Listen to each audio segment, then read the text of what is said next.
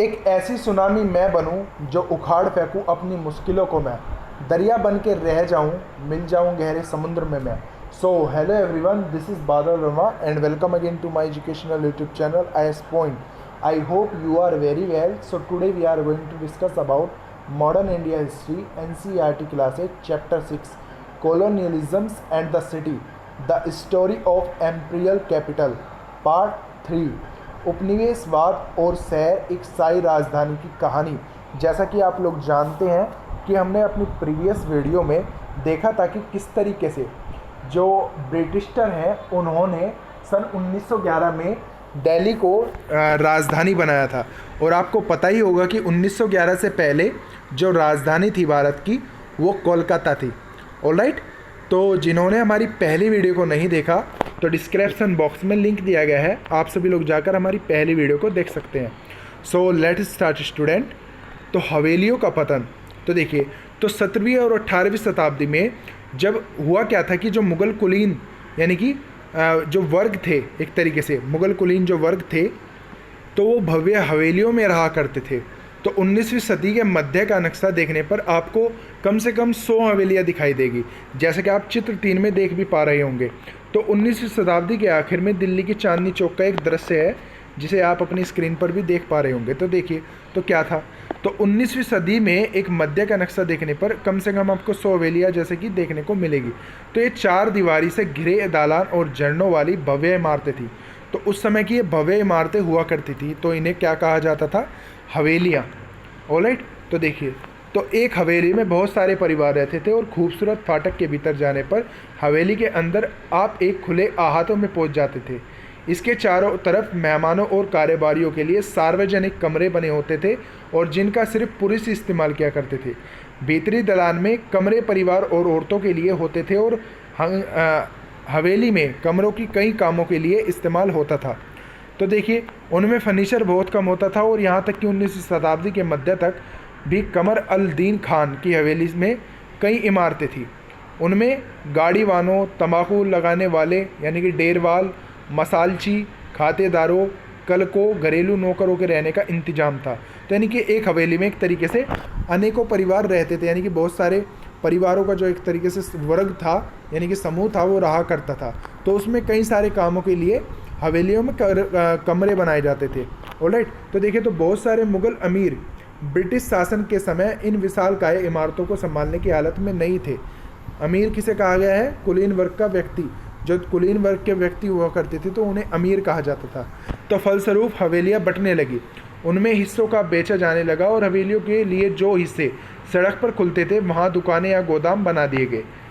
तो कुछ हवेलियाँ नए उभरते व्यवसायी वर्ग के नियंत्रण में चली गई जो व्यापार किया करते थे और बहुत सारी उपयोग में न होने के कारण बेकार हो गई। तो देखिए, तो औपनिवेशिक बंगले इन हवेलियों से बिल्कुल अलग थे जो कि ब्रिटिशर्स के द्वारा बनाए गए थे। तो ये बंगले एकल परिवारों के लिए बनाए गए थे, इसलिए उनमें एक मंजिल ही डलवा दी जाती थी, यानी कि उसमें एक ही छत हुआ करती थी। तो ये बंगले आमतौर पर 1 या 2 एकड़ के खुले स्थान पर बने होते थे। तो देखिए, तो 1 या 2 एकड़ के स्थान पर ही खुले एक तरीके से एकल परिवार के लिए बंगले बनाए जाते थे। परंतु जो हवेलियाँ थी वो पूरे के पूरे संपूर्ण परिवार के लिए यानी कि पूरे वर्ग के लिए बनाए जाते थे। तो इसमें सोने के लिए कमरे अलग अलग हुआ करते थे, अलग अलग हिस्से, लंबा बरामदा हुआ करता था। जैसे कि आज वर्तमान समय में आपने बड़े बड़े जो एक तरीके से हाउस चल रहे हैं, जो बड़े बड़े हाउस होता है या बड़े बड़े फ्लैट्स होते हैं, तो उनमें भी आपको ऐसी सुविधाएं देखने को मिल सकती है। तो उसमें काफ़ी सारे जो है एक तरीके से सुविधाएं होती थी हर तरीके की। तो घर की देखभाल के लिए दर्जनों उसमें नौकर हुआ करते थे। परिवार की औरतें अक्सर दर्जियां या अन्य कारीगरों पर नज़र रखने के लिए बरामदों में बैठती थी। ऑलराइट, तो ये तो हमने देखा कि हवेलियों का पतन। तो अब देखिए, तो नगर पालिका योजना बनाती है। तो देखिए किस तरीके से अब योजना बनाई जाती है नगर पालिका के द्वारा। तो जैसे कि आप चित्र 14 में देख पा रहे होंगे, तो नई दिल्ली का एक औपनिवेशिक बंगला है जिसमें एकल परिवार रहा करता था।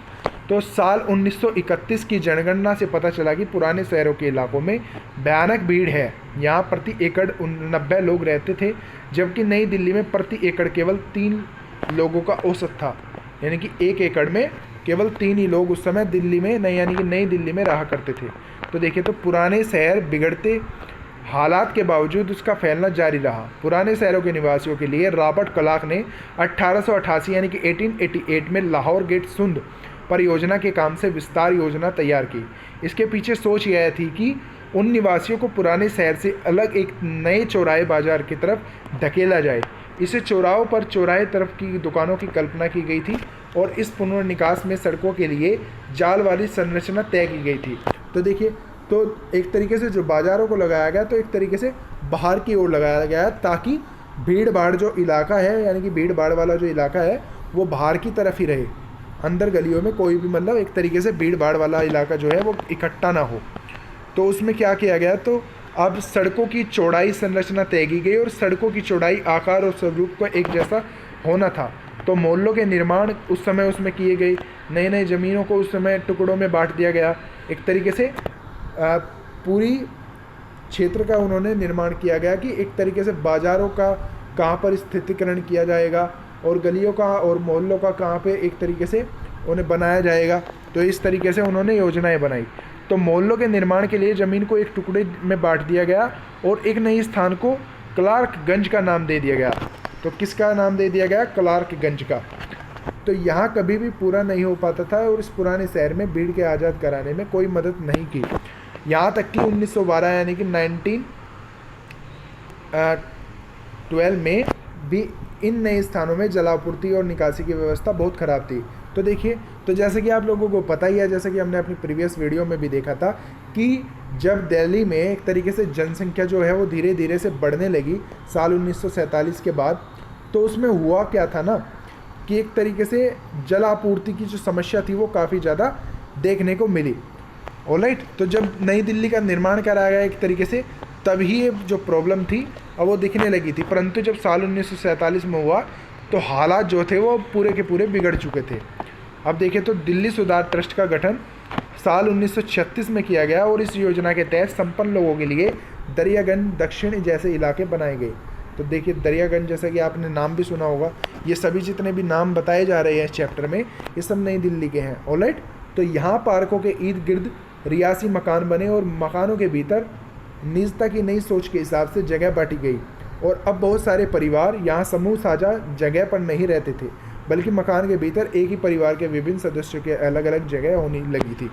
तो देखिए, तो जैसे कि आप चित्र 15 में देख पा रहे होंगे, तो पुरानी दिल्ली की एक सड़क, तो इस सड़क में आप देख पा रहे होंगे किस तरीके से ये सटी हुई सड़कें हैं, यानी कि एक तरीके से तंग गलियाँ हैं और इसमें इतनी ज़्यादा आप भीड़ भी देख पा रहे होंगे। ऑलराइट, तो चलिए अब आगे देखते हैं। तो जैसे कि आप अन्यत्र में देख पा रहे होंगे कि दक्षिण अफ्रीका में हॉर्बर्ट बेकर, तो अब हुआ क्या था, तो देखिए, अगर आप चित्र 16 और 17 में देखेंगे तो पाएंगे कि इन दोनों इमारतों में भारी समानता है, लेकिन ये दोनों इमारतें बिल्कुल अलग अलग महाद्वीपों यानी कि कॉन्टिनेंट्स की है। और इस बात से भी क्या पता चलता है, तो देखिए, तो 16 और 17 में चित्र में आप देख ही पा रहे होंगे। तो देखिए, तो 1890 के दशक की शुरुआत में हॉर्बर्ट बेकर नाम के एक युवा अंग्रेज वास्तुकार काम की तलाश में दक्षिण अफ्रीका पहुंचा। तो यही बेकर की मुलाकात केप टाउन के गवर्नर सेसिल रोड्स से हुई, जिसमें बेकर के भीतर ब्रिटिश साम्राज्य के प्रति प्यार और प्राचीन रोमन व यूनानी वास्तुशिल्प के प्रति प्रशंसाओं का भाव पैदा किया। और चित्र 17 में जैसे कि आप देख पा रहे होंगे कि दक्षिण अफ्रीका स्थित प्रोटेरिया शहर की यूनियन बिल्डिंग्स दिखाई दे रही है कि जिसमें रूपरेखा बेकर ने तैयार की थी। इसमें प्राचीन प्रतिष्ठित वास्तुकला के तत्वों का इस्तेमाल किया गया और जिनका बेकर ने नई दिल्ली स्थित सचिवालय भवन की योजना में भी इस्तेमाल किया। तो यूनियन बिल्डिंग्स में एक नई दिल्ली स्थित सचिवालय भवन चित्र 16 की तरह एक पहाड़ी पर स्थित था। क्या आपने ध्यान दिया कि सत्ता में बैठे लोग नीचे से ऊपर की ओर देखने की बजाय ऊपर से नीचे की ओर देखना पसंद करते हैं?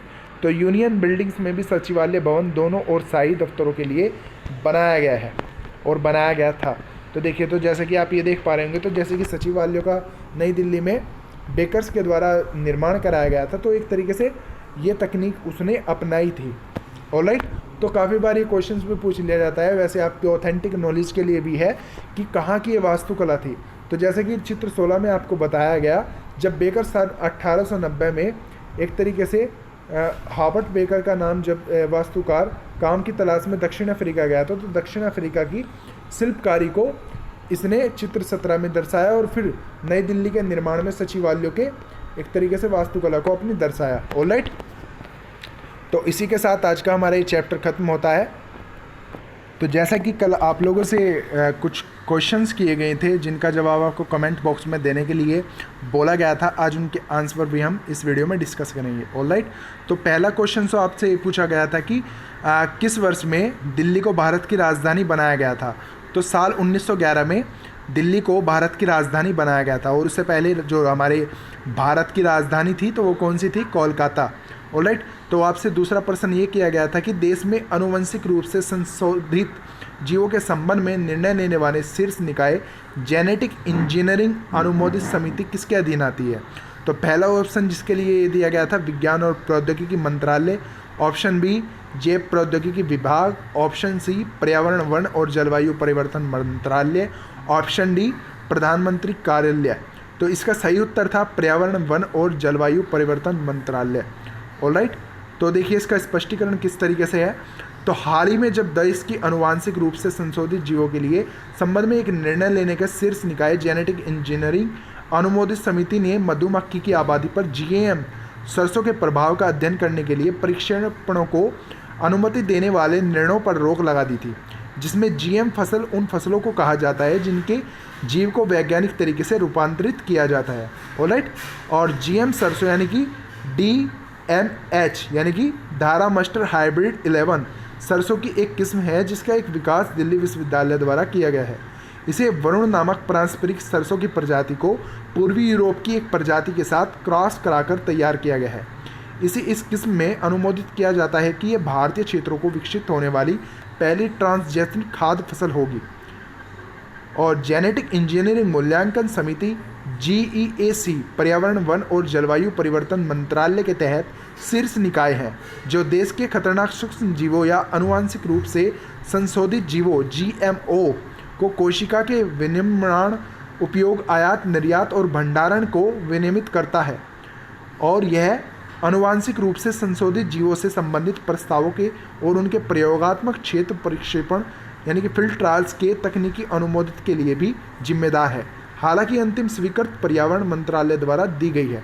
तो ये इस क्वेश्चन का हमारा राइट आंसर और इसका स्पष्टीकरण था। तो इसका राइट आंसर ये हो जाएगा पर्यावरण वन और जलवायु परिवर्तन मंत्रालय।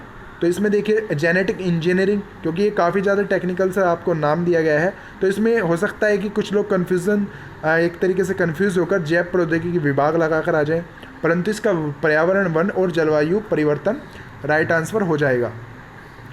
तो कल की वीडियो में आपसे दूसरा क्वेश्चन ये पूछा गया था कि